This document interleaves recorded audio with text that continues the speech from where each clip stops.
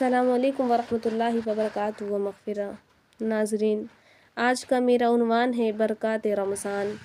جیسا کہ ہم سبھی کو معلوم ہے کہ رمضان المبارک کی آمد بہت قریب ہے، تو آئیے رمضان المبارک کے بارے میں کچھ چیزیں جانتے ہیں، اس کے فضائل و برکات کو جانتے ہیں۔ آئیے ہم شروع کرتے ہیں رمضان المبارک کے بارے میں محمد عربی صلی اللہ علیہ وسلم کے خطبہ استقبالیہ سے۔ حضرت سلمان فارسی رضی اللہ تعالیٰ عنہ نے بیان فرمایا کہ حضور سرور دو عالم صلی اللہ علیہ وسلم نے شعبان کی آخری تاریخ میں ہم کو خطاب فرمایا کہ اے لوگوں، ایک باعظمت مہینہ آ پہنچا ہے جو ماہ مبارک ہے۔ اس میں ایک رات ہے جو 1000 ماہ سے بہتر ہے۔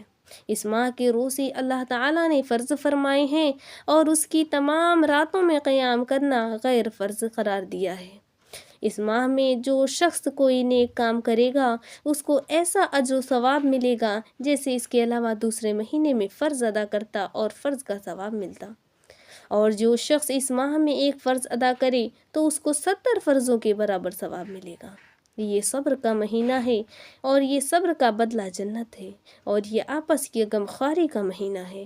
اس میں مومن کا رزق بڑھا دیا جاتا ہے۔ اس ماہ میں جو شخص کسی روزے دار کا روزہ افطار کرا دے تو یہ اس کی مغفرت کا اور دوزخ سے اس کی گردن کی آزادی کا سامان بن جائے گا، اور اس کو اسی قدر ثواب ملے گا جتنا روزہ دار کو ملے گا، مگر روزہ دار کے ثواب میں اس کی کچھ کمی نہ ہوگی۔ حضرت سلمان فارسی رضی اللہ تعالیٰ عنہ کا بیان ہے کہ ہم نے عرض کیا، یا رسول اللہ، ہم میں ہر شخص کو اتنا مقدور نہیں جو روزہ افطار کرا دے۔ آپ نے فرمایا، اللہ تعالیٰ یہ ثواب اس کو بھی دے گا جو پانی ملے ہوئے تھوڑے سے دودھ یا ایک کھجور یا ایک گھونٹ پانی سے افطار کرا دے۔ سلسلہ کلام جاری رکھتے ہوئے مزید فرمایا، یہ جو شخص افطار کے بعد کسی روزہ دار کو پیٹ بھر کے کھانا کھلا دے تو اس کو اللہ تعالیٰ میرے حوض سے ایسا سیراب کریں گے کہ جنت میں داخل ہونے تک پیاسا نہ ہوگا، اور جنت میں تو بھوک پیاس کا نام ہی نہیں۔ سبحان اللہ۔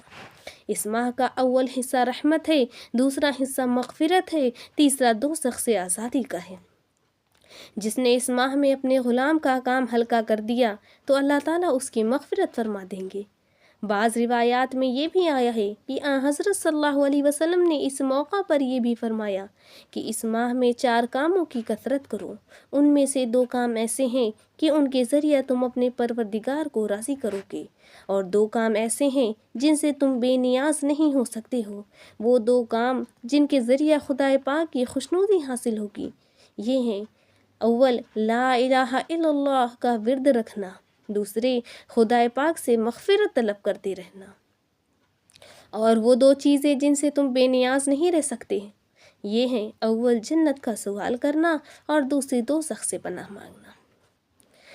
انسان کی تخلیق عبادت اور محض عبادت کے لیے ہے، جیسا کہ سورہ زاریات میں فرمایا گیا، وَمَا خَلَقْتُ الْجِنَّ وَالْإِنسَ إِلَّا لِيَعْبُدُونَ،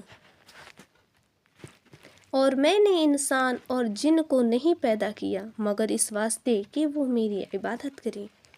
روزہ بدنی عبادت ہے جو پہلی امتوں پر بھی فرض تھا، جیسے کہ سورہ بقرہ میں فرمایا، یا ایہا الذین آمنوا کتب علیکم الصیام کما کتب علی الذین من قبلکم لعلکم تتقون، اے ایمان والو، تم پر روزے فرض کیے گئے ہیں جیسا کہ تم سے پہلے لوگوں پر فرض کیے گئے تھے تاکہ تم پرہیزگار بنو۔ یہ روزے چند دنوں کے ہیں۔ روزہ کی حکمت، لعلکم تتقون میں روزے کی حکمت کی طرف اشارہ فرمایا ہے۔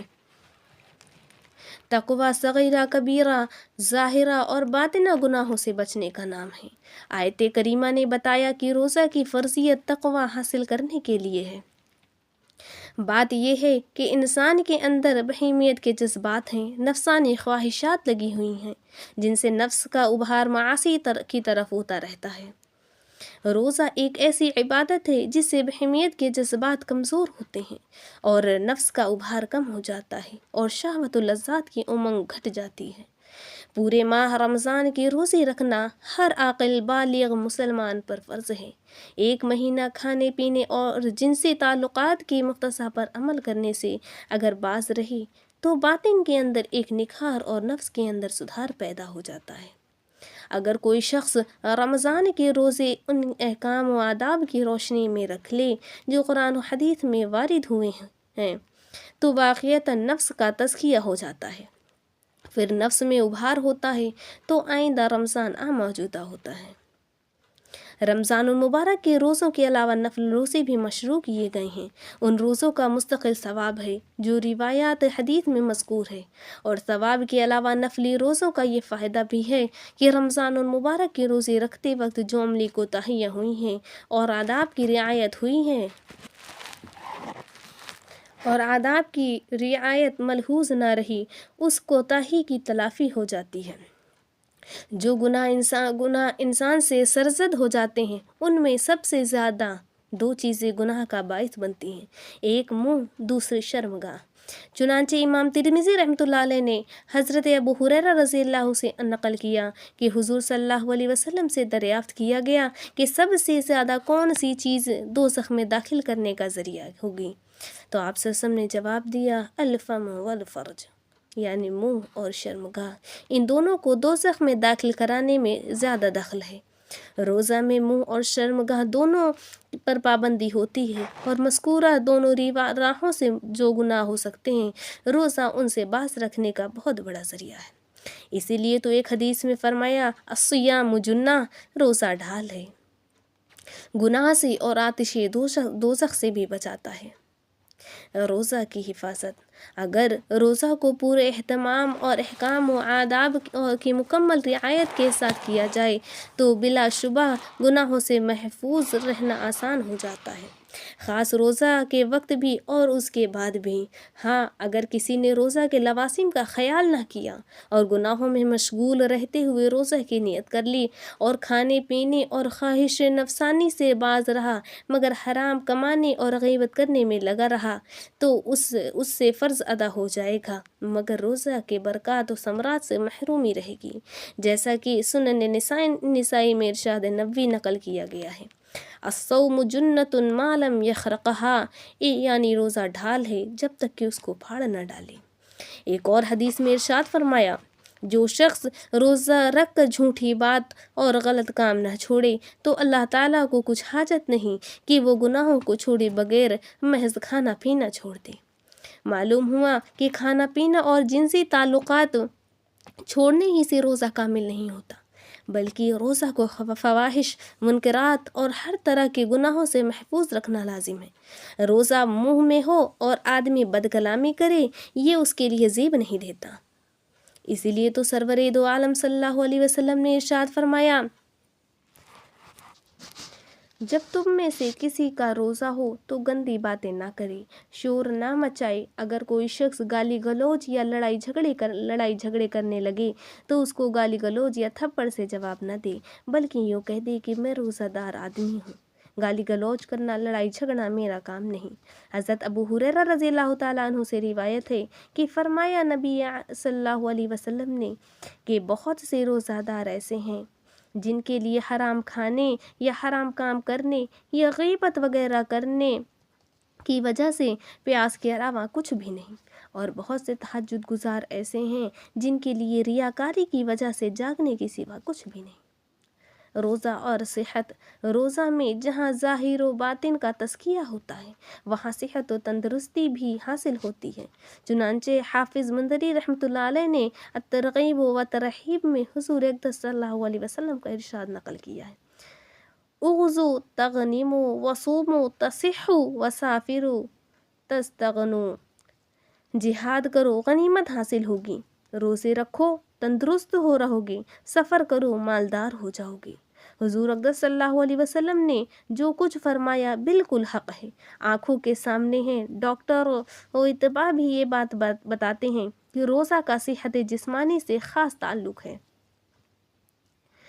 اور رمضان میں جو ماجرا سب آنکھوں سے دیکھتے ہیں کہ 12-14 گھنٹے خالی پیٹ رہ کر افطار کے وقت نرم گرم دال، پکوڑے، کچے پکے چنے اور طرح طرح کی چیزیں چند منٹ کے اندر معدہ کے اندر پہنچ جاتی ہیں اور کچھ بھی کسی کو تکلیف نہیں ہوتی، یہ صرف روزے کی برکت ہے۔ سبحان اللہ، اگر طبی نقطہ نظر سے دیکھا جائے تو اس طرح خالی پیٹ اناب شناب بھرتی کر لینے کی وجہ سے معدہ سخت بیمار ہو جاتا ہے۔ سبحان اللہ، روزے کی فضیلت۔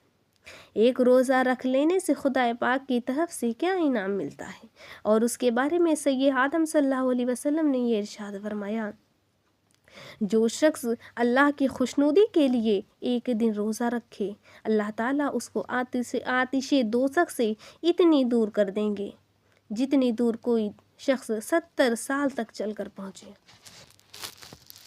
اس حدیث میں نفل یا فرض روزہ کی تخصیص نہیں کی گئی، اور خاص رمضان کے روزے کے بارے میں ارشاد نبوی ہے کہ من افطر یوما من رمضان من غیر رخصت ولا مرض لم یقضی من عنہ صوم الدہر کلہ وان صاما۔ جسے روزہ چھوڑنے کی اجازت نہ ہو اور عاجز کرنے والا مرض بھی لاحق نہ ہو، اس نے اگر رمضان کا ایک روزہ چھوڑ دیا تو عمر بھر روزے رکھنے سے بھی ایک روزے کی تلافی نہ ہوگی، اگرچہ بطور قضا عمر بھر روزے بھی رکھ لے۔ بات یہ ہے کہ ہر چیز کا ایک موسم ہوتا ہے، اور موسم کے اعتبار سے اشیاء و اجناس کی قیمت بڑھتی اور چڑھتی ہے۔ ماہ رمضان المبارک فرض روزوں کے لیے مخصوص کر دیا گیا ہے۔ اگر کسی نے اپنی بدبختی سے رمضان کا ایک روزہ چھوڑ دیا، اس کے اعمال نامہ میں گناہ کبیرہ تو لکھا ہی گیا، اور روزے رکھنے پر جو عظیم ثواب اور بہت بڑی خیر و برکت سے محرومی ہوئی وہ اس کے علاوہ ہے، جو بہت بڑا نقصان ہے۔ اس ایک روزہ کے عوض اگر عمر بھر بھی روزے رکھے تب بھی وہ بات حاصل نہ ہوگی جو رمضان میں روزہ رکھنے سے حاصل ہوتی ہے۔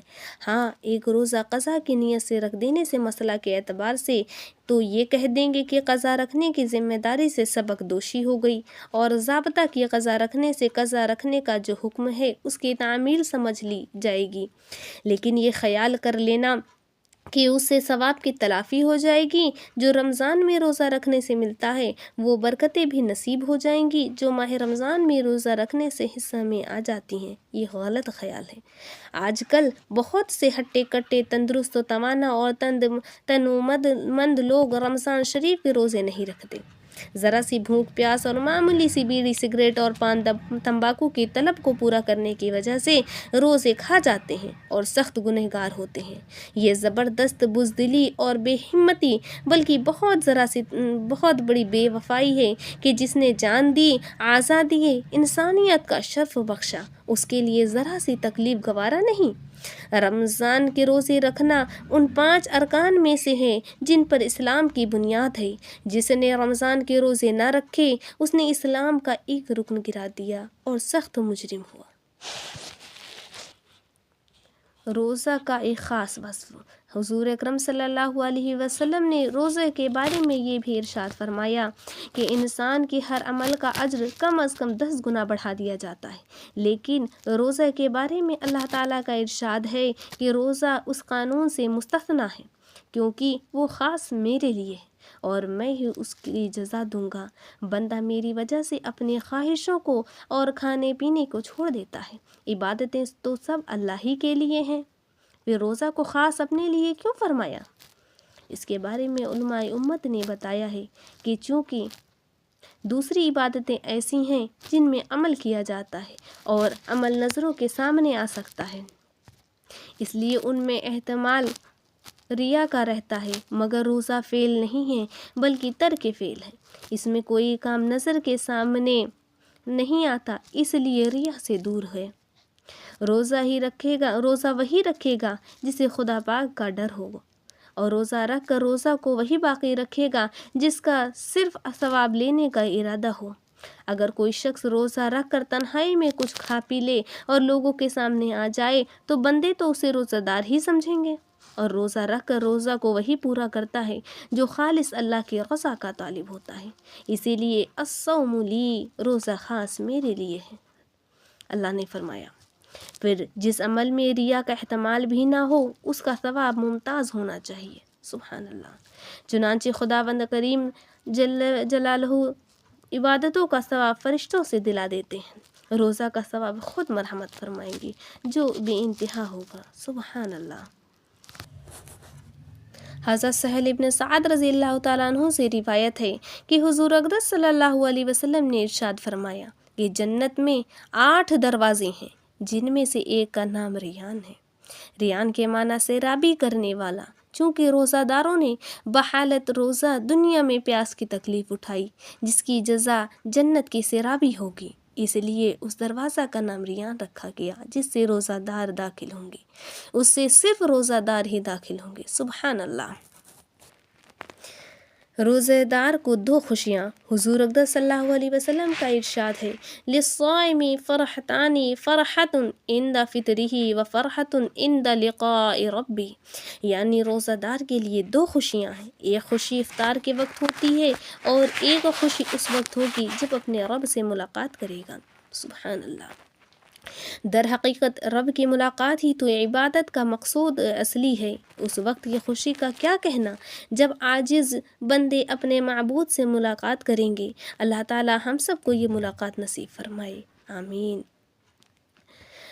کلام الہی کو رمضان المبارک میں خاص تعلق ہے، جیسا کہ سورہ بقرہ میں ارشاد فرمایا ہے شہر رمضان الذی انزل فیہ القرآن، ماہ رمضان میں جس میں قرآن نازل کیا گیا ہے۔